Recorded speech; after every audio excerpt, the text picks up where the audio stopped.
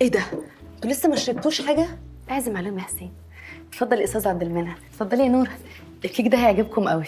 يا كارمن بلاش تضغطي على الاستاذ لحسن يكون الدكتور يعني منعه من اكل الحلو ولا حاجه.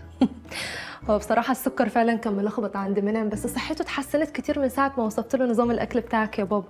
فاكره اللي الدكتور كان كاتبه لك؟ بصراحة من ساعة ما قابلتها وكل حاجة في حياتي بقت أحسن. يا استاذ سوري يا عمي.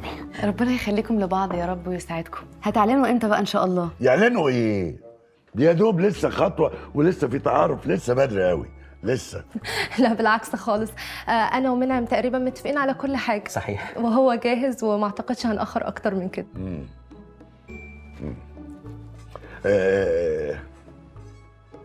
يا اخ منعم، استاذ منعم، يعني اولادك يعني ايه رايهم في الموضوع، وهل هم عندهم علم بالحكايه دي؟ لا أنا لا الولاد مصير كل واحد فيهم يتجوز ويبقى ليه بيته وحياته، وساعتها منعم هيبقى لوحده، يعني محدش هينفعه.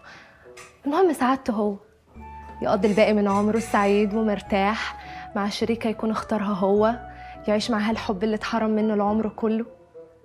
مش كده برضو؟ اصل معلش انا سمعت الكلام ده قبل كده، بس كان فين يا ربي؟ عندك حق طبعا، عندك حق. يعني طالما ده اختياركم ومرتاحين سوا ولقيتوا نفسكم مع بعض، كل حاجه جايه امرها سهل، متقلقوش. ان شاء الله. طيب هنستأذن احنا بقى لأن أنا ونور عندنا مواعيد وشغل كتير جدا. دي حقيقة منعم معتمد عليا في حاجات كتير، يعني كنت تلمسته في الجامعة ودلوقتي بقيت مديرة أعماله بس المره دي ما تتحسبش، المره الجايه تيجوا من بدري ونقعد براحتنا بقى مع بعض. إن شاء الله. إن شاء الله. فرصة سعيدة يا أستاذ حسين، قصدي يا عمي. ما تقوليش يا عمي. خلاص آسف. ميرسي لذوقك جدا. نورتي يا نوره، مع السلامة. نورتي. تعالي اي وقت يا حبيبتي. سلام يا بابا.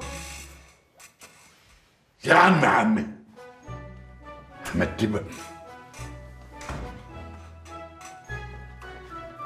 بصراحة بقى دمك كان تقيل تقل. وهو اللي دمه زي العسل، كل شويه عمال يقول لي يا عمي يا عمي. عمي ايه؟ ده هو اللي عمي.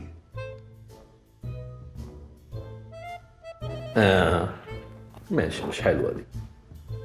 ايه دي بقى؟ بس هي دي صح؟ حلوة قوي يا دكتور. شايفة الحلاوة؟ شايفة الجمال؟ شوفي بقى يا ستي هنعمل ايه؟ هنحاول نرفع خط الشفايف سنة كده، هيبقى شكلك مبتسمة على طول، هتبقي عاملة كده.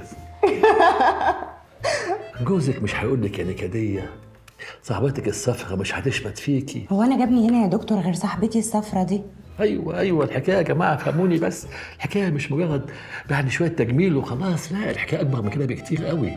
حاجه زي التنكر، محدش هيعرفك،